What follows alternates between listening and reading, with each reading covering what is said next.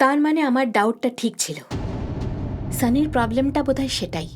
Generally বাচ্চারা জন্মাবার পরে কাঁদে, আর যদি কোনো কারণে না কাঁদে তখন ডাক্তাররা সিপিআর ইউজ করে। কিন্তু অনেক প্যারেন্টরা এটা জানে না যে যদি কোনো কারণে দেরি হয়ে যায় তখন অনেকগুলো ব্রেন সেল ড্যামেজ হতে পারে। মানে অন্য বাচ্চাদের তুলনায় আইকিউ লেভেল লো, গ্রাসপিং পাওয়ার লো, কম হওয়ার চান্স অনেক বেশি। ওয়েল, আমায় আরও কিছু ডিটেলস দিতে হবে। সানির বয়স 8 বছর তো, কিন্তু আমার মতে ওর মানসিক বিকাশ 6 বছরের। আমাদের মতে আমরা বাচ্চাদের 4 বছরে স্কুলে পাঠাই, কিন্তু ওর বিকাশ হিসেবে আপনি ওকে 2 বছরেই পাঠিয়ে দিয়েছেন। আর তাই সানি অন্য বাচ্চাদের থেকে আলাদা? একদম। এরকম বাচ্চারা অন্য বাচ্চাদের মতন হয় না। ওদের অন্য বাচ্চাদের সাথে কম্পেয়ার করতে পারবেন না। ইউনো, আপনারা জেনে বা অজান্তে সানির ওপর সমস্ত প্রেশার দিয়েছেন, আর এই কারণেই ওর কোনো বন্ধু নেই। মানে আমার মতে অন্য বাচ্চাদের লেভেল আর সানির লেভেল একদমই ম্যাচ করা যাচ্ছে না। আর প্রবলেম এটা যে এই সব কিছুর জন্য সানি মনে মনে খুব কষ্ট পাচ্ছে, আমি জোর দিয়ে বলতে পারি। আর তার জন্যই সানি এরকম বিহেভ করে? হতে পারে। আর সানি কেন অ্যাবনর্মালি বিহেভ করছে এটা আমরা কাউন্সেলিং এর পরেই জানতে পারবো। চলো এটা এভাবে খেলি, ঠিক আছে? Sunny is absolutely fine, nothing to worry. Thank you God. কিন্তু ওকে একটা অ্যাসুরেন্স দিতে হবে, এমন অ্যাসুরেন্স যে এই দুনিয়াতে সবার আগে সানি আপনার কাছে ইম্পর্টেন্ট। বাই দ্য ওয়ে, যদি সানির বাবাও এই ধরনের ব্যবহার করত তাহলে আমাদের কাছে ট্রিটমেন্ট করা সহজ হতো। ইউনো, প্যারেন্টিংয়ে 3টে টি খুবই important: touch, time and talk. এর থেকে বেশি সহজভাবে আমি বলতে পারবো না, ঠিক আছে? আপনি বলেছেন যখন, আমি সানির সাথে আরো বেশি সময় কাটাবো ডক্টর। কিন্তু সেটা যথেষ্ট না। আমাদের বাচ্চাদেরকে কমপ্লিমেন্ট দেওয়ার সময়, ওদেরকে উইশ করার সময় ওদেরকে ভালোভাবে হাগ করা উচিত, ওদের কিস করা উচিত, ওদের কথা মন দিয়ে শোনা উচিত। ওদের কাছে এর থেকে বড় গিফট কিছু হতেই পারে না। আমি তাই করব ডক্টর, কিন্তু মাঝরাতে হঠাৎ করে অদ্ভুত বিহেভ করে। ও এমনটা কেন করে? দিনের বেলায় ঠিক থাকে, কিন্তু রাত হতেই। আমি বুঝতে পারছি। বোর্ডিং স্কুলে সেদিন রাতে কি হয়েছিল জানেন? সানি কাউকে ভয় দেখানোর জন্য বাথরুমে লুকিয়ে ছিল না। সত্যিটা তো এটা যে ও সিরিয়াস ডিপ্রেশনে ছিল, আর তখনও খেয়াল করেনি যে ও বাথরুমে আছে। ওখানে ও একা বসে কাঁদছিল। ঠিক তখনই আরেকটা বাচ্চা ওখানে এলো, আর ভয় পেয়ে ও বাথরুমে লাইট জ্বালালো, আর লাইট দেখেই সানি ভয়ে চিৎকার করতে লাগলো। আর ওর চিৎকার শুনে অন্য বাচ্চাটাও ভয় পেয়ে পালিয়ে গেল, আর পালিয়ে গিয়ে ও ওয়ার্ডেনকে কমপ্লেন করলো। এটা বললো যে একটা ছেলে বাথরুমে চিৎকার করছে। কাঁদতে কাঁদতে সানি গার্ডেনে গেল। ও খুব কাঁদছিল। ওকে খুঁজতে খুঁজতে ওয়াচম্যান ওখানে গেল। ও সানিকে ডাকলো, চিৎকার করলো ওর ওপর। সানি ভাবলো ও ভয়ঙ্কর আওয়াজ করে ওয়াচম্যানকে ভয় দেখাতে পারে। ওয়াচম্যান গিয়ে ওয়ার্ডেনকে বলল যে সানির ওপর ভূতে ভয় করেছে। সানি ঠিক করলো যে ও এভাবেই থাকবে।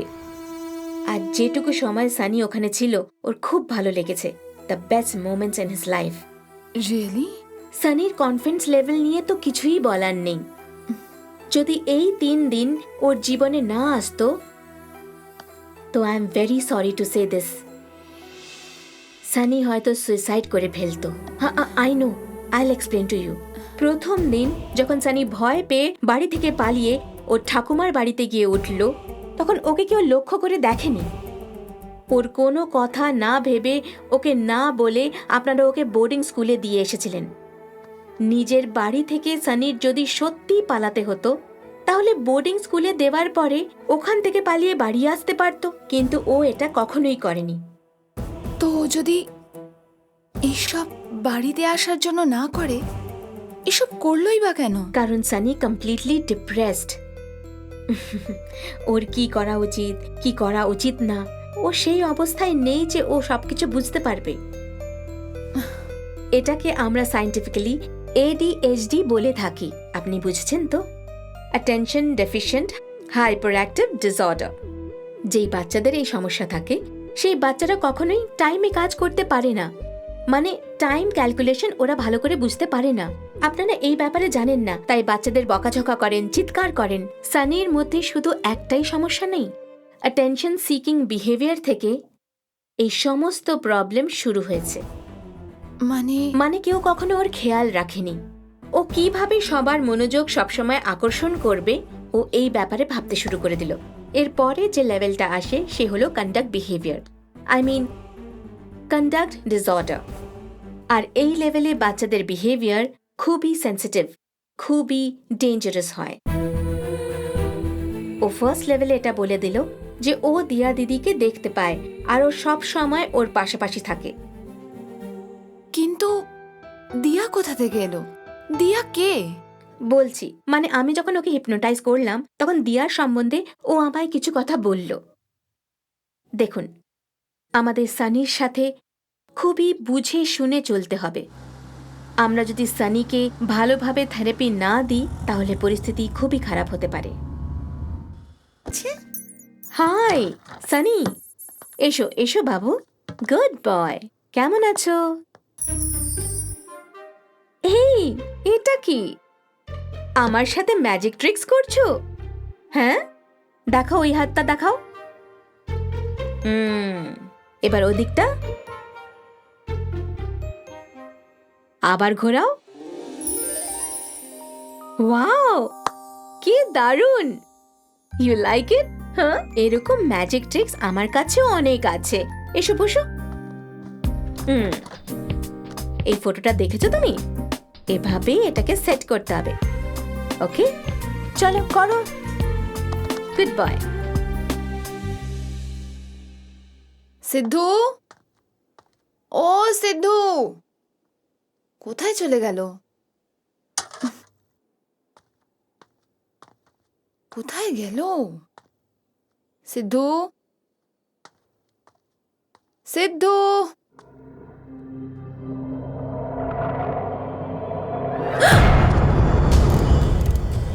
সানি,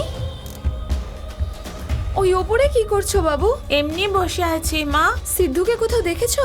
আমি ওকে কোথাও খুঁজে পাচ্ছি না। ও বাইরে আছে তো। বাইরে আছে? বাইরে কি করছে? আমি ওকে বেঁধে রেখেছি। তুমি ওকে বেঁধে রেখেছো? হ্যাঁ কিন্তু তুমি তো সিদ্ধুকে খুব ভালোবাসো। হ্যাঁ মা, কাল সিদ্ধুকে রেখে দিয়া দিদি খুব ভয় পেয়ে গেছিল, তাই রেখেছি।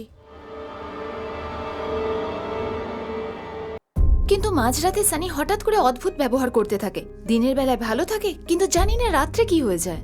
I can understand. আপনাকে কিভাবে বলবো বুঝতে পারছি না, কিন্তু অ্যাজ এ ডক্টর আমায় আপনাকে বলতেই হবে।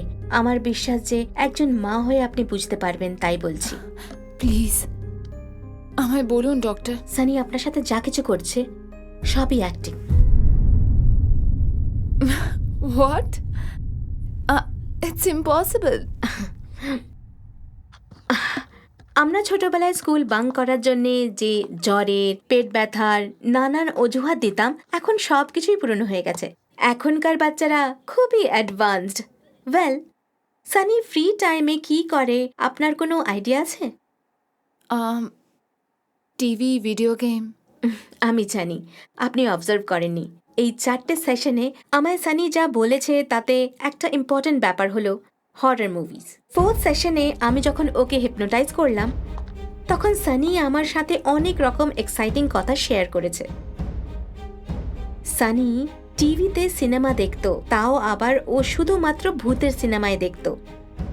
আজকাল এতগুলো চ্যানেলে কোনো একটা ভূতের মুভি দেখে নেওয়া আমার মনে হয় না খুব একটা বড় ব্যাপার। মানে ও ভূতের সিনেমা দেখে ইনফ্লুয়েন্স হয়েছে? না না, ইন্সপায়ার হয়ে নতুন আইডিয়া কাজে লাগিয়েছে।